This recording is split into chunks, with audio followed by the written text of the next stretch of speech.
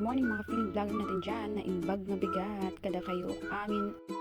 Miss DJ Vlogs nga po pala ang nagsasabing hindi ako vlogger, feeling vlogger lang. For today's video mga pala guys ay gagawa tayo ng kamuting kahoy na suman. Samahan niyo ako guys, let's go! Meron lang po tayong tatlong sangkap dito, yan ay yung asukal at yung kamuting kahoy. Pagkatapos ng pagbabalat guys ay mag-iigad na naman tayo guys. Mag-iigad! Hindi ko alam sa Tagalog guys yung ano yung igad. Search na lang sa Google. Ito ang nyug nga pala guys, isa sa sangkap na pampalasa. Uy, pampalasa para man meron. Mga na nga po pala ng kaya aking kuya kung gatong. So ayun nga, mga 48 years ay umapoy na nga. Kailangan nga pala natin sunugin itong dahon guys, ng very light lang.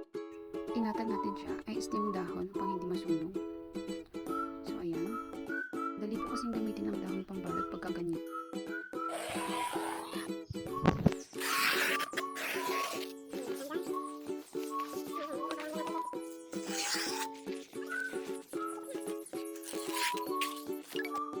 At ito naman po yung gagamitin natin pang tali mamaya.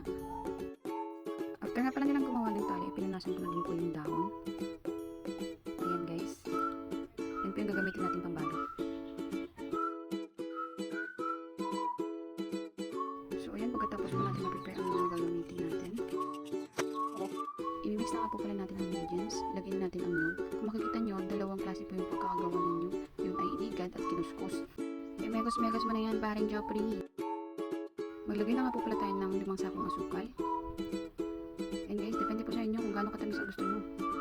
Yan, megos mo na yan, paring Joffrey.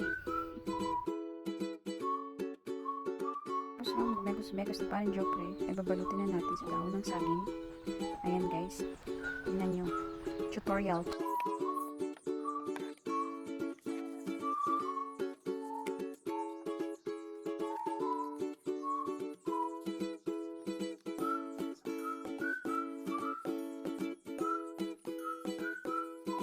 After 48 years guys, ay ayan, nakagawa na tayo ng isa. Sa paggawa nitong suman guys, ay hindi ganun kadali.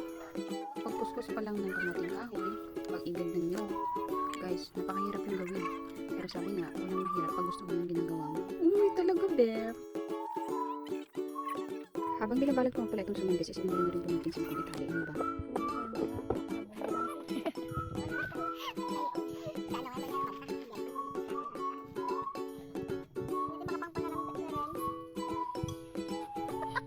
Lapag! Adi na tik-tik.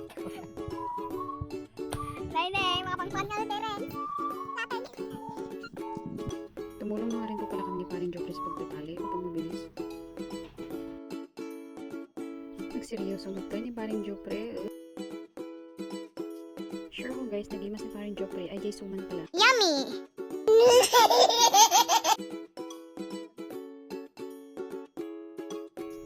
So ayun na nga po, patapos na ang pagtatali. Lagyan naman po natin siya sa lutuan. Yan, nilalagyan niya lang ng dahon ng saging para ito ay hindi matutong. Maksat. Ayun guys, ayusin lang natin sa paglalagay. Ang maganda ang kanyang kalalabasan.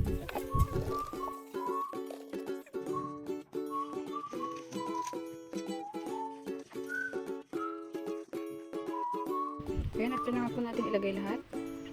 Lagyan lang natin dahon ng saging sa ibabaw. Isalang lang po natin. Hintayin lang po natin hanggang sa ito ay kumulo. Ayan, chinek ko nga po pala kung kumulo na. So, ayun na nga. Pagkalipas ng ilang taon ay luto na. Ayun guys, tingnan nyo naman ang pagkakaluto niya. Takam na po guys. Kaya hindi na ako makapag-antay. Binuksan ko na nga pala yung isa. Ayan. Napakasarap guys, promise. Napakasarap nga po pala ito pang merienda, lalo na po sa kape.